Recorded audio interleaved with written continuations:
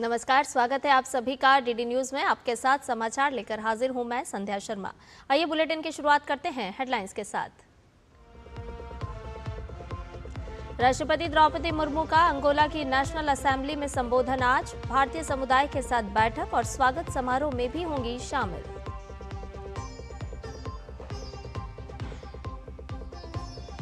गृह और सहकारिता मंत्री अमित शाह के नेतृत्व में बनेगा सहकारिता क्षेत्र में सुधार और सशक्तिकरण के लिए नया रोड मैप। नई दिल्ली में शुरू होने वाले कोऑप कुंभ 2025 में देश विदेश से प्रतिनिधि और विशेषज्ञ होंगे शामिल।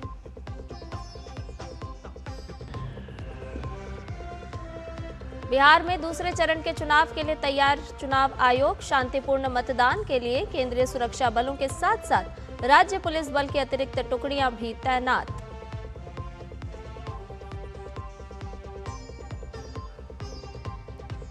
अमेरिका में शटडाउन पर गतिरोध खत्म होने के संकेत। डेमोक्रेट्स ने दिखाई नरमी। अभी तक लगभग 2000 उड़ानें रद्द।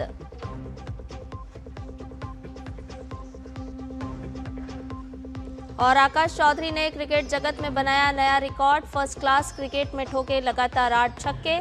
सिर्फ 11 गेंद में पूरी हुई हाफ सेंचुरी।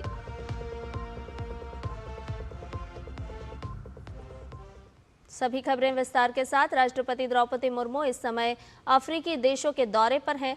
पहले चरण की यात्रा में वो अभी अंगोला में है, जहां आज उनका नेशनल असेंबली में महत्वपूर्ण संबोधन होगा। इसके बाद राष्ट्रपति मुर्मू भारतीय समुदाय के साथ भी मुलाकात करेंगी और स्वागत समारोह में शिरकत करेंगी। इन कार्यक्रमों के बाद राष्ट्रपति द्रौपदी मुर्मू आज बोत्सवाना के लिए रवाना होंगी। ये दौरा भारत और दोनों अफ्रीकी देशों के बीच आपसी समझ को बढ़ाने और द्विपक्षीय सहयोग को मजबूत करने के लिहाज से काफी अहम माना जा रहा है।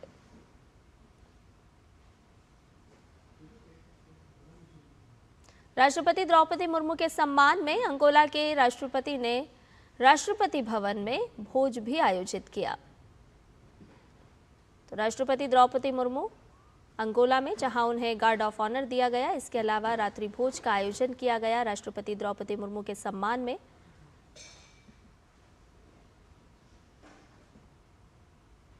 राष्ट्रपति द्रौपदी मुर्मू की ऐतिहासिक यात्रा अफ्रीका और ग्लोबल साउथ के साथ संबंधों को मजबूत करने की भारत के कमिटमेंट को दिखाती है। राष्ट्रपति मुर्मू ने कहा कि अंगोला भारत की ऊर्जा सुरक्षा में महत्वपूर्ण भूमिका निभा रहा है। अंगोला की यात्रा पर पहुंची राष्ट्रपति द्रौपदी मुर्मू को अंगोला की राजधानी लुआंडा में गार्ड ऑफ ऑनर दिया गया। इस दौरान अंगोला के राष्ट्रपति जुआओ लोरेंको भी उपस्थित रहे। इसके बाद दोनों देशों के प्रमुखों के बीच द्विपक्षीय वार्ता हुई। इस दौरान दोनों देशों के बीच कई महत्वपूर्ण समझौतों पर हस्ताक्षर किए गए। दोनों देशों ने रिफाइनरी के क्षेत्र में सहयोग पर सहमति जताई। दोनों देशों ने हवाई सेवा समझौते को बढ़ाने पर भी सहमति जताई।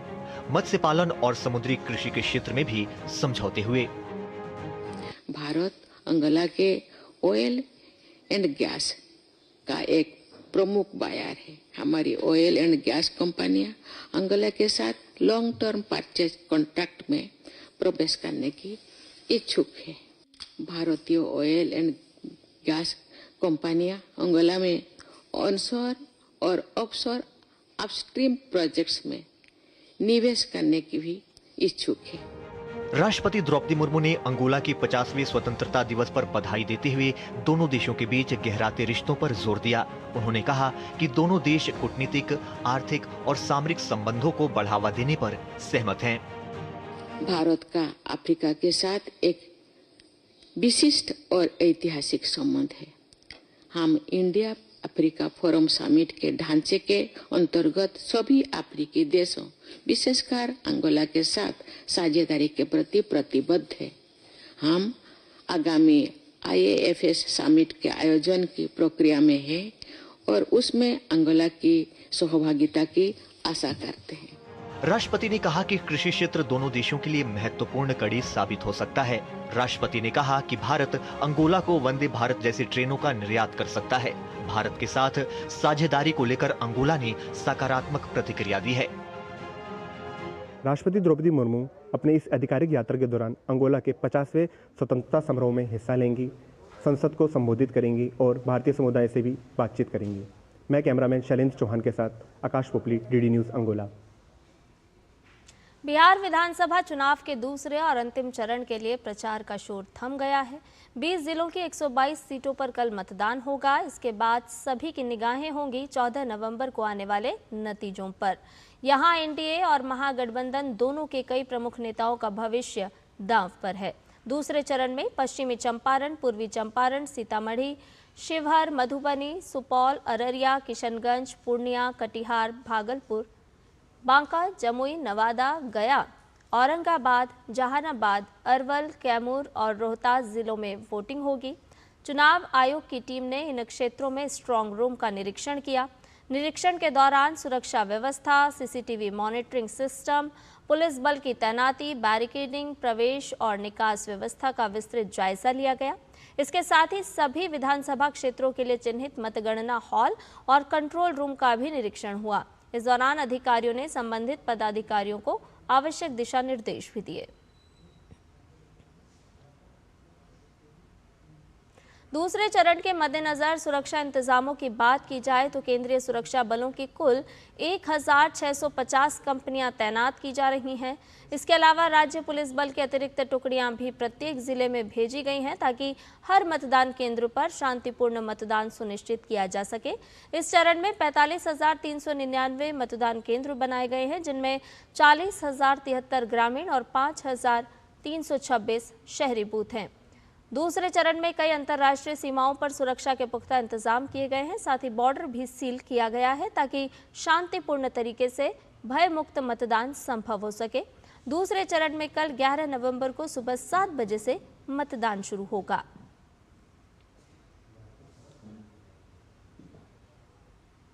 बिहार विधानसभा चुनाव के दूसरे चरण की 122 सीटों में से 24 सीटें सीमांचल क्षेत्र की हैं, जो इस बार के चुनाव में सबसे अहम मानी जा रही है।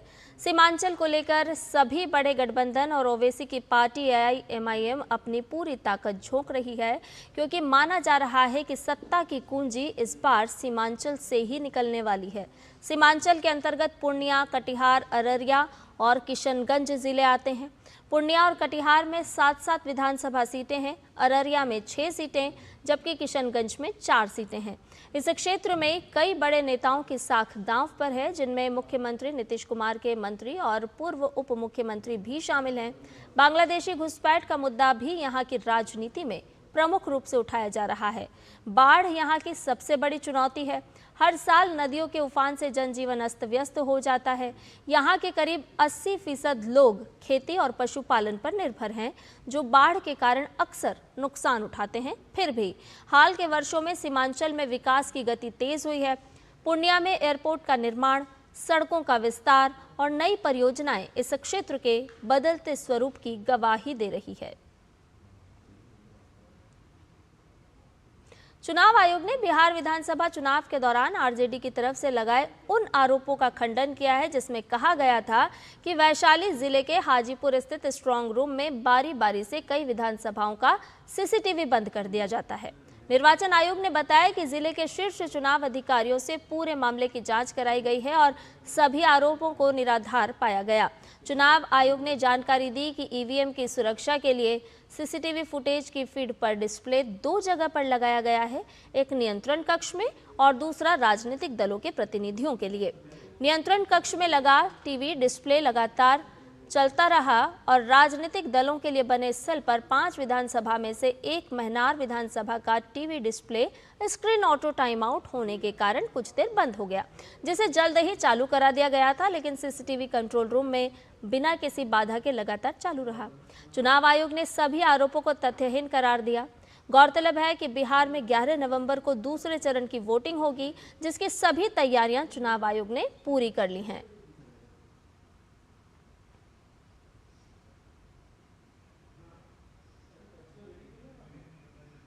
मतदाताओं को जागरूक करने के लिए स्वीप कोषांग की ओर से विशेष अभियान चलाया जा रहा है।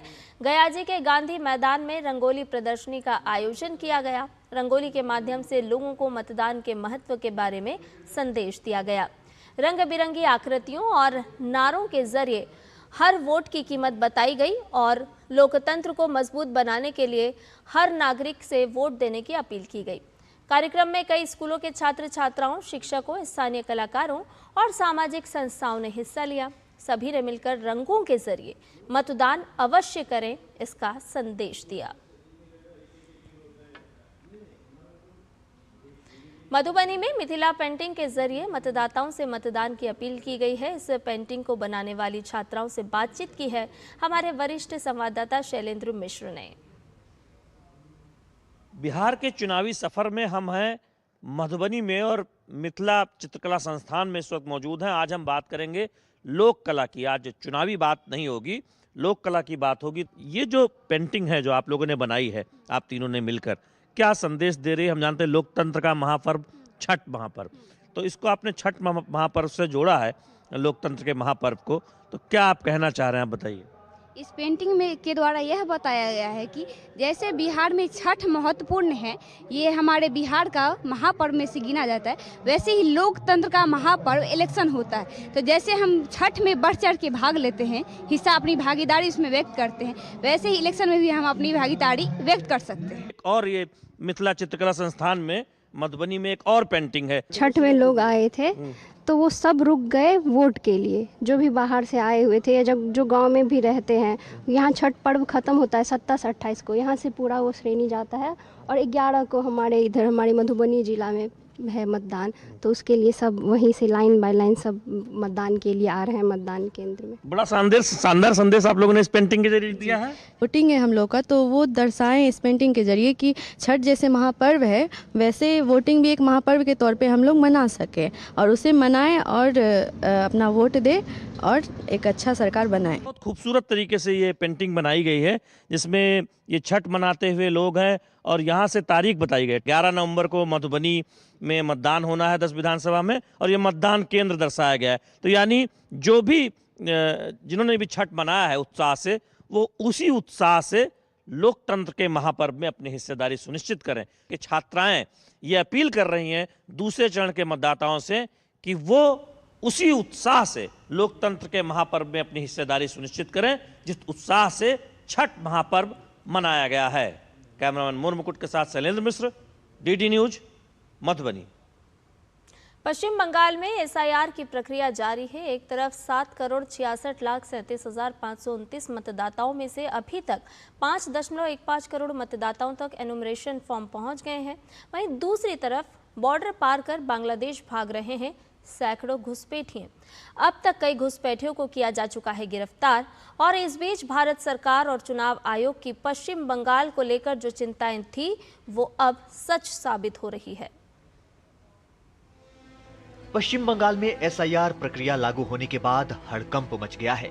राज्य में घुसपैठियों के बीच डर का माहौल है, वहीं सुरक्षा एजेंसियां अलर्ट पर हैं।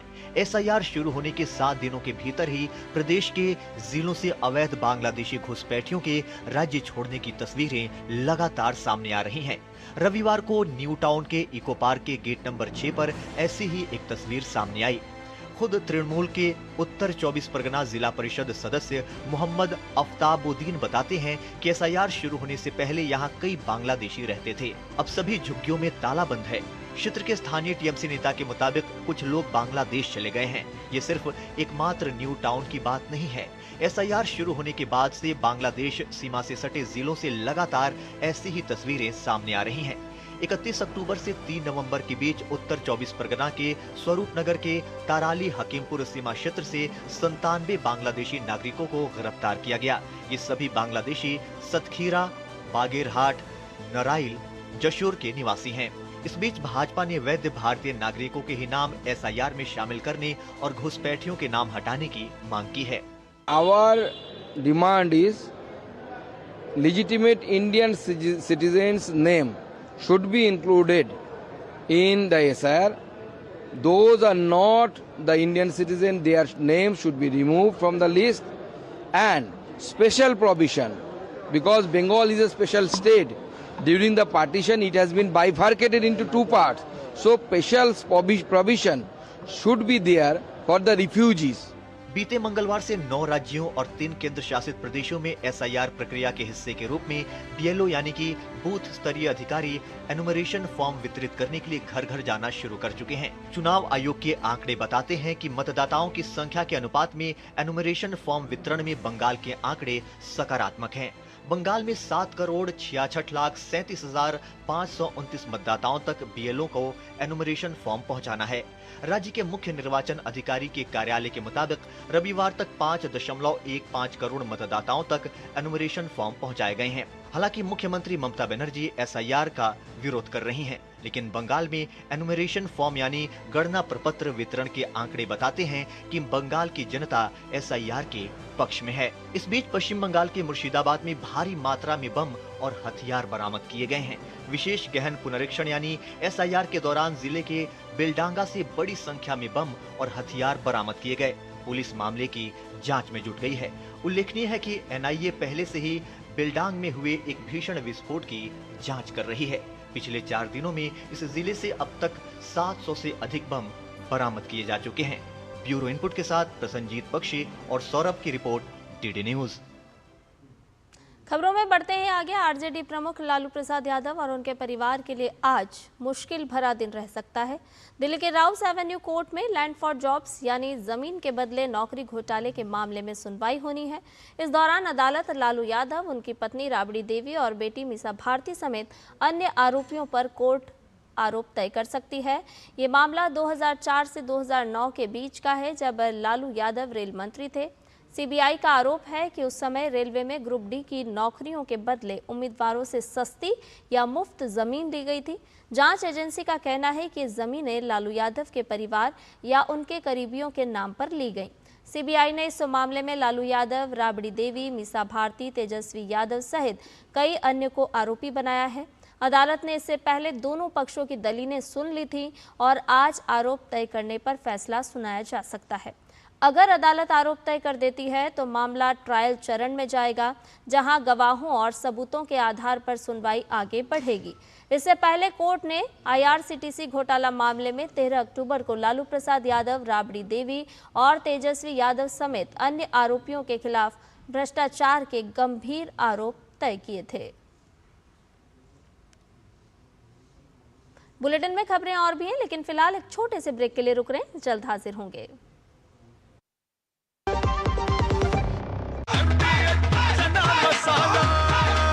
अब छोलिया हो या लोबिया, सफेद चने या काले चने, सब कुछ मजेदार बने। कौन है जो जोड़े देश को? विकसित भारत का विकसित भारत। जब धरती चीर कर निकलता है लोहे का पत्थर और मिलता है मोंगिया के जोश से, फिर तपता है, पिघलता है और बनता है फौलाद। अब होता है सरिया सारी खूबियों के साथ। मोंगिया स्टील, मजबूत देश का मजबूत सरिया। ओ हरी भैया, अरे वाह, खेतों में कौन सी फसल लगाए हो? 12 महीने कमा कर दे ऐसी फसल। क्या? मैंने नया व्यवसाय शुरू किया है। उसके लिए पैसे? इसमें किसी निवेश की जरूरत ही नहीं। अच्छा मुखिया जी। अरे मुखिया जी नमस्ते। अरे हरी, कब आ रहे हो? आप बस चलिए, मैं पहुंचता हूं। अब मैं LIC एजेंट हूं। LIC एजेंट बनो, अब बड़ा सोचो। हमारी वेबसाइट पर जाएं या अपनी नजदीकी LIC शाखा से संपर्क करें। सस्ते वाले दाल मसाले स्वाद हुआ बेकार, MDH की हल्दी मिर्ची धनिया करे कमाल। ये रंग दे, ये खुशबू दे, ये तीखा, ये कम पड़े। क्या निराला MDH मसाला।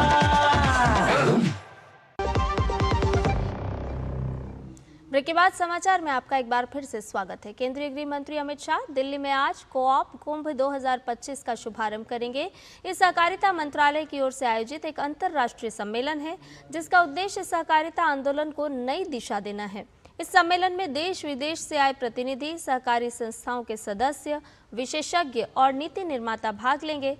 कार्यक्रम में सहकारिता क्षेत्र में पारदर्शिता, दक्षता और तकनीकी नवाचार बढ़ाने पर चर्चा होगी। इस दौरान गृह मंत्री अमित शाह नई सहकारिता नीति का रोड मैप भी जारी करेंगे, जो आने वाले वर्षों में इस क्षेत्र में सुधार और विस्तार की दिशा तय करेगा। इस नीति का लक्ष्य है सहकारी समितियों को मजबूत आधार देना, छोटे किसानों, कारीगरों और ग्रामीण उद्यमों को सहकारिता के माध्यम से आर्थिक रूप से सशक्त बनाना। और रक्षा मंत्री राजनाथ सिंह आज नई दिल्ली में 16 रक्षा सार्वजनिक क्षेत्र उपक्रमों यानी DPSU के वार्षिक प्रदर्शन का समीक्षा करेंगे। रक्षा मंत्री ने DPSU द्वारा नई प्रौद्योगिकी के विकास के महत्व, निर्यात एवं स्वदेशीकरण को बढ़ावा देने के लिए 2025 को ईयर ऑफ रिफॉर्म्स घोषित किया है। पिछले 10 सालों में 16 DPSU द्वारा शोध एवं विकास में कुल 30,952 करोड़ रुपए का निवेश किया गया। अब इसकी गति को दोगुना करने के लिए अगले 5 सालों में लगभग 32,766 करोड़ रुपए खर्च किए जाएंगे। रक्षा मंत्री राजनाथ सिंह अक्षय ऊर्जा पर स्वयं नामक शीर्षक से एक रिपोर्ट भी जारी करेंगे। ये रिपोर्ट रक्षा उत्पादन विभाग में सभी 16 DPSU की ऊर्जा दक्षता प्रैक्टिस को संकलित करने का पहला प्रयास है। इधर दिल्ली नगर निगम के 12 वार्डों में होने जा रहे उपचुनाव के लिए सभी प्रमुख राजनीतिक दलों ने कमर कस ली है। इस चुनाव के लिए नामांकन का आज अंतिम दिन है। नामांकन पत्रों की जांच 12 नवंबर को होगी और नाम वापस लेने की अंतिम तिथि है 15 नवंबर। MCD उपचुनाव के लिए 30 नवंबर को वोट डाले जाएंगे और 3 दिसंबर को वोटों की गिनती होगी। नामांकन पत्र दाखिल करने की आखिरी तारीख से पहले राजधानी की सभी प्रमुख राजनीतिक पार्टियों ने अपने उम्मीदवारों के नाम का ऐलान कर दिया है। सत्ताधारी पार्टी भारतीय जनता पार्टी ने 12 वार्ड में से 8 जगह महिलाओं को अपना प्रत्याशी बनाया है।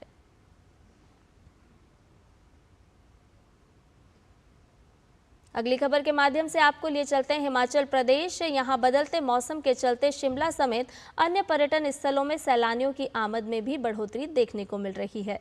पर्यटक न केवल शिमला के प्राकृतिक सौंदर्य का आनंद ले रहे हैं बल्कि यहाँ की ऐतिहासिक विरासत भी देख रहे हैं। वहीं सैलानियों को बेसब्री से शिमला में बर्फबारी का रहता है इंतजार। शिमला अच्छा है, पहली बार आया हूँ यहाँ शिमले में। अब तक तो हम घूमे हैं, वहाँ गए थे एडवांस इंटर सिटी जो है बिल्डिंग, वहाँ पर गए थे पहले, अभी यहाँ है मॉल रोड। तो फिलहाल तक तो अच्छा एक्सपीरियंस है सब। रोड्स बहुत अच्छी बन गई हैं, डबल लेन बन गई है, इससे बहुत ज़्यादा मतलब कि ईजी हो गया। पहले तो हम सोचते थे बहुत लंबा ट्रिप होगा, लेकिन अब ये है कि रोड्स इतनी अच्छी हो गई है, 1 डे ट्रिप हो जाता है। प्लस यहाँ माल रोड में भी अगर हम एक बार राउंड ले लेते हैं तो इनफ है। एक तो अट्रैक्शन है अजीब सा, एक तो यहाँ कूल लगता है, बहुत बढ़िया है घूमने को, पब्लिक बहुत अच्छी है, घूमते हैं हम, आ जाते हैं, बस सिंगल डे ट्रिप मारते हैं, सुबह आते हैं रात को वापस। शिमला में मैम अच्छा है, वेदर काफी अच्छा है यार, अब स्नो की चादर सभी जगह लग जाती है तो उसका नज़ारा अलग ही होता है। और ब्राजील की मेजबानी में बेलेम शहर में आज से जलवायु परिवर्तन पर 30वां सम्मेलन COP30 शुरू हो रहा है। इस सम्मेलन 10 से 21 नवंबर तक चलेगा, जिसमें जलवायु परिवर्तन और तापमान वृद्धि जैसे अहम मुद्दों पर चर्चा की जाएगी। ये सम्मेलन देशों को जलवायु परिवर्तन से लड़ने के लिए मिलकर काम करने के लिए प्रतिबद्ध करता है। संयुक्त राष्ट्र महासचिव एंटोनियो गुटेरेस ने भी ब्राजील के बेलेम में आग्रह किया कि हमें जीवाश्म ईंधन पर निर्भरता घटाकर स्वच्छ ऊर्जा भविष्य की ओर तेजी से कदम बढ़ाने होंगे। COP30 में हिस्सा लेने के लिए विश्व भर से नेता, प्रतिनिधि और जलवायु विशेषज्ञ एकत्र हो रहे हैं, जो जलवायु परिवर्तन और ग्रीन हाउस गैस उत्सर्जन में कटौती के लिए उपायों पर चर्चा करेंगे। केंद्रीय पर्यावरण मंत्री भूपेंद्र यादव COP30 में भाग लेने के लिए ब्राजील की यात्रा पर रहेंगे। COP30 जलवायु परिवर्तन पर संयुक्त राष्ट्र फ्रेमवर्क कन्वेंशन की वार्षिक बैठक है। इस सम्मेलन में 190 से ज्यादा देश भाग ले रहे हैं। केंद्रीय मंत्री भूपेंद्र यादव ने कहा कि इस सम्मेलन में भारतीय प्रतिनिधिमंडल क्लाइमेट फाइनेंस, नई तकनीक और अन्य मुद्दों पर चर्चा करेगा। ये सम्मेलन 10 से 21 नवंबर तक ब्राजील के बेलेम शहर में आयोजित किया जाएगा।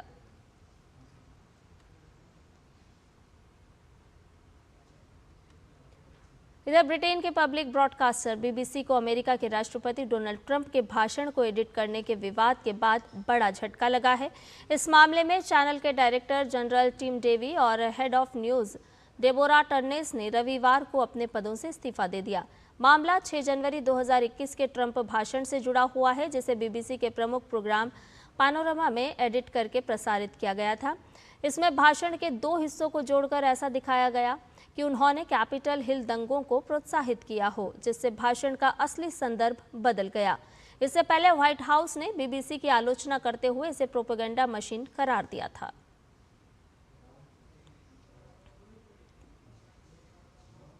डोनाल्ड ट्रंप ने अपने social media platform truth social पर टेलीग्राफ की खबर साझा करते हुए BBC के पत्रकारों को भ्रष्ट और बेईमान बताया है।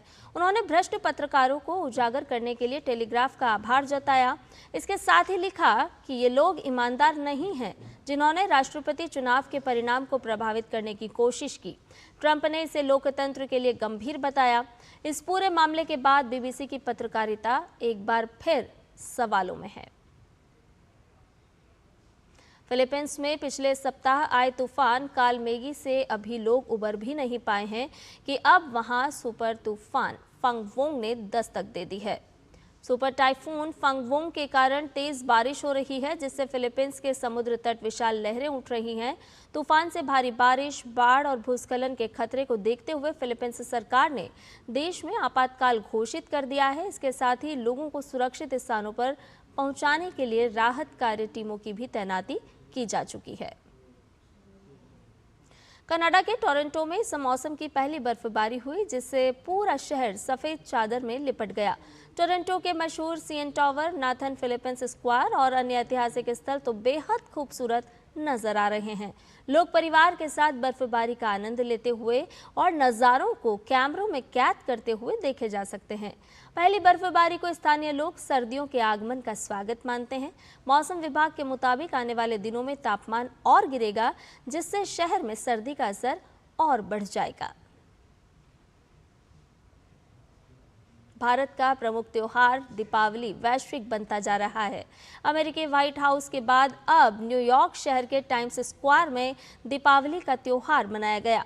न्यूयॉर्क में भारत के महावाणिज्य दूतावास ने अपने आधिकारिक एक्स हैंडल पर दीपावली कार्यक्रम की तस्वीरें साझा की है। उन्होंने कहा कि इंडियन अमेरिकन कम्युनिटी और हमारे अमेरिकी दोस्तों के साझा प्रयास से रोशनी के इस त्योहार का आयोजन किया गया। न्यूयॉर्क शहर के बीचों बीच शांति, उम्मीद और तालमेल से आयोजित ये कार्यक्रम दोनों देशों की साझा मूल्यों को दर्शाता है। और समाचार में फिलहाल के लिए इतना ही। मुझे दीजिए इजाजत। नमस्कार।